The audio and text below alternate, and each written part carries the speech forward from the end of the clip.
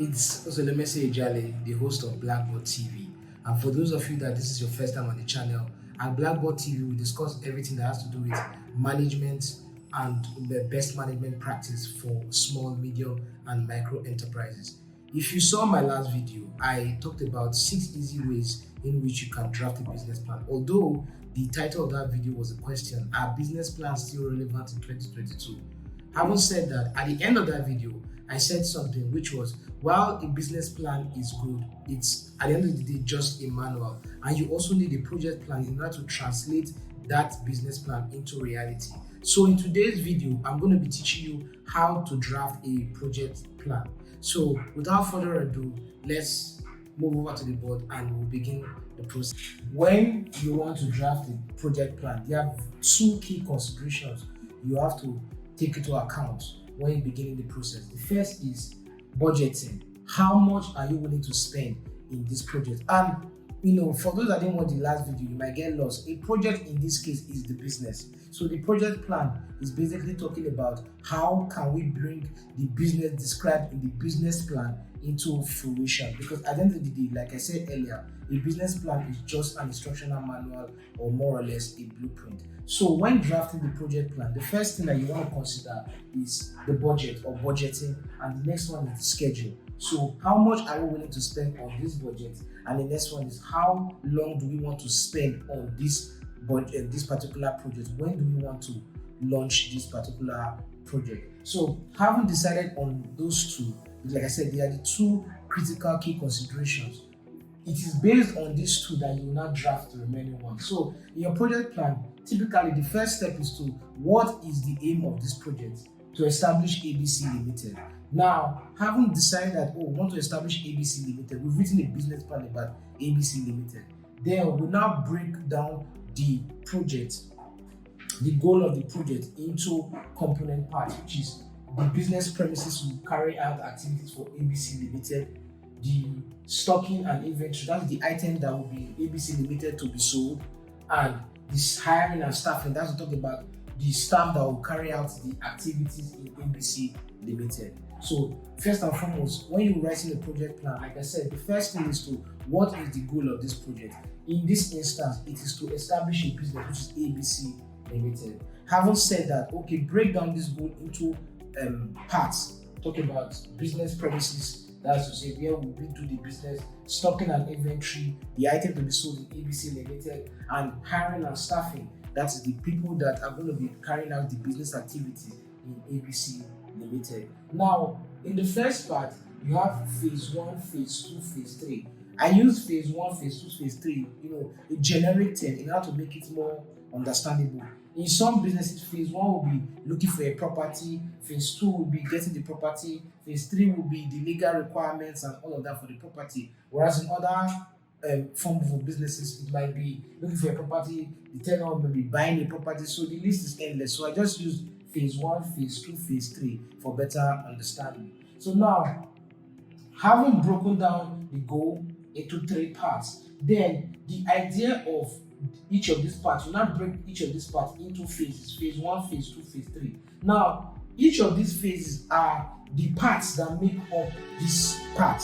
So for instance, now within the business premise, the first phase could be renting a property. Now, if that is phase 1, within phase 1, you have what we call milestone. So the milestones are, what are the things that will be achieved in the process of renting a property that would tell us that phase 1 was a success. So for instance, if we say that in ABC Limited, the goal is to have a business premise that is close to the road. If we are able to locate a property that is close to the road that can serve for our business purpose, then that means the milestone for phase 1 has been completed. You understand? Now, personnel has to do with the person that is in charge with executing the phase 1 of this part of the project plan.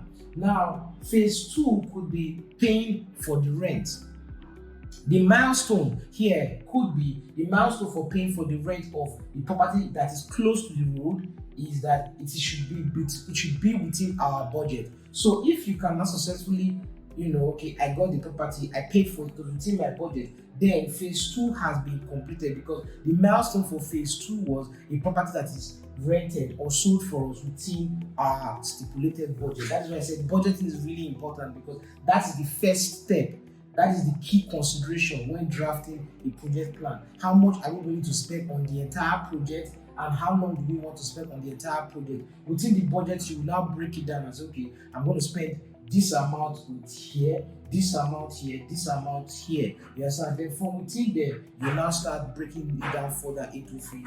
Now, phase 3 could be, okay, renovation and reconstruction.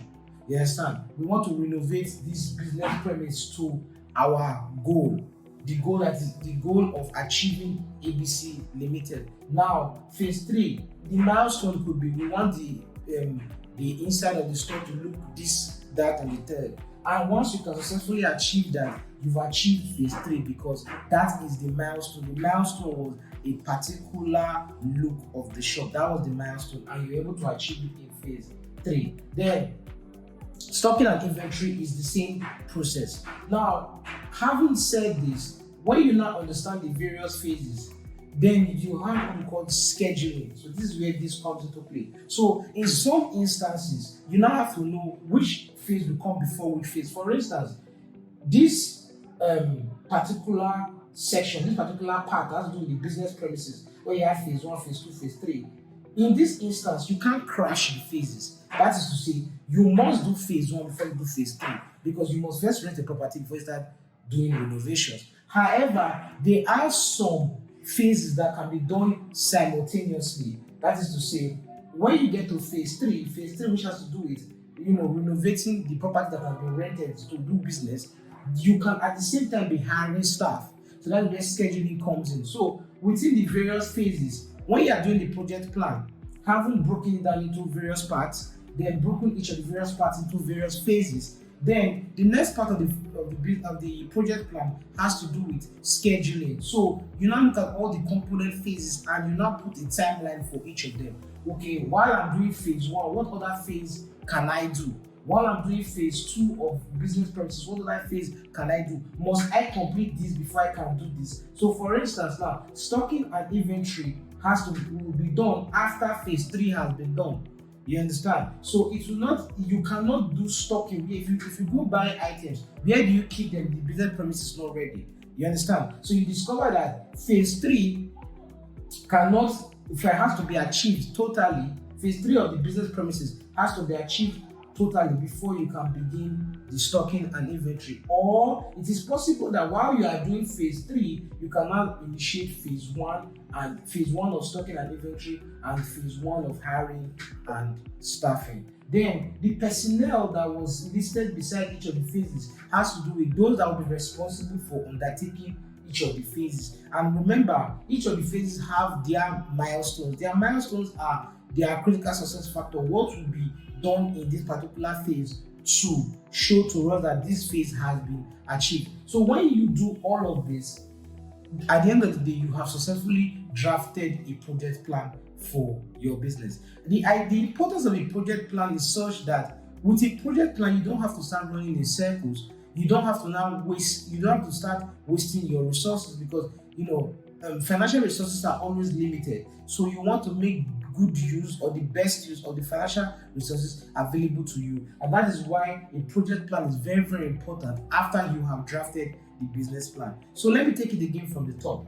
First and foremost, you establish how much is our budget. The first step is budgeting. The second part is schedule. How much is our budget for this entire project, which is establishing ABC Limited? How long do we want to spend establishing ABC Limited? Having done that, you now break down ABC Limited into various parts. The first one is the business premises that we need. The second part is stocking and inventory, the items we want to be selling. And the third one is the human resources, which is hiring and staffing.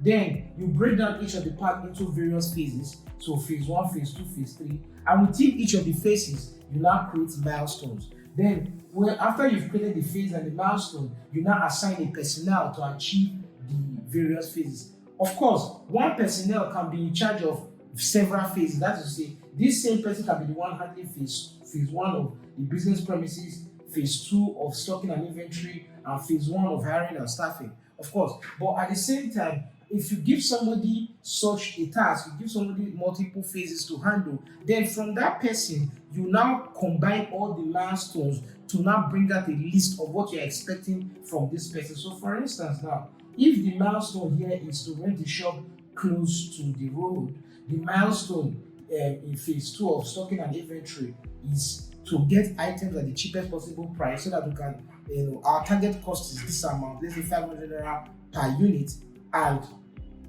your milestone is to get inventory that will be 500 naira per unit. And at the same time, phase 1 of hiring and staffing is to put out an ad on Facebook, and it is now assigned to this personnel who is in charge of all of this. Let's say his name is Michael. That means underneath Michael, you now have a list of deliverables for Michael, which is first and foremost, rent a property close to the road, phase 1, get target cost for units or 500 naira per unit, which is phase 2 of stocking and inventory, and put out the company's job vacancy on social media, Instagram and Facebook, which is phase 1 of hiring and staffing. So those become the deliverables of the personnel. So for a project plan, you now have three parts. The first part is the budgeting and the schedule, where you assign budget to the various parts. The second part is you break down the phases, and after you break down the phases, you schedule the phases. And the third part is you have your deliverables, where you now talk about, okay, the personnel that are going to handle this project, what am I expecting from each of them? You understand? Now, having drafted the project plan, the next bit is the project management. That is where it becomes a bit more technical. But at the end of the day, when you have, of course, you have tools for all of that. You have tools and techniques for managing projects. But for small businesses, I will not want to deep dive into that, because for some people, this is the first time they are hearing that a project plan is relevant to a business plan. So I don't want to take you in, I don't want to deep dive you into a rabbit hole. But at the end of the day, with this, you can now manage the project. For projects, two things are really, really important. And I've said this several times, but I'll say it again, which is budgeting and scheduling. So with that, you successfully drafted the project plan. However, at the bottom of this video, there will be a template for drafting the project plan, and you can use that as a guide having watched this video. So there it is, guys. How to draft a project plan for your business plan. So for those that this is their first time, my name is Osolosi Ejale again. I'm the host of Blackbots TV, founder of Blackbot Management Consulting. You can click down below for my contact details, email me and all of that. And also the link to our Telegram channel is down below. Join our Telegram channel where I post some exclusive content, business tips, and I have live sessions one-on-one with all of the members of that community. So thank you. Don't forget to like, don't forget to subscribe, don't forget to share, and do have a lovely day.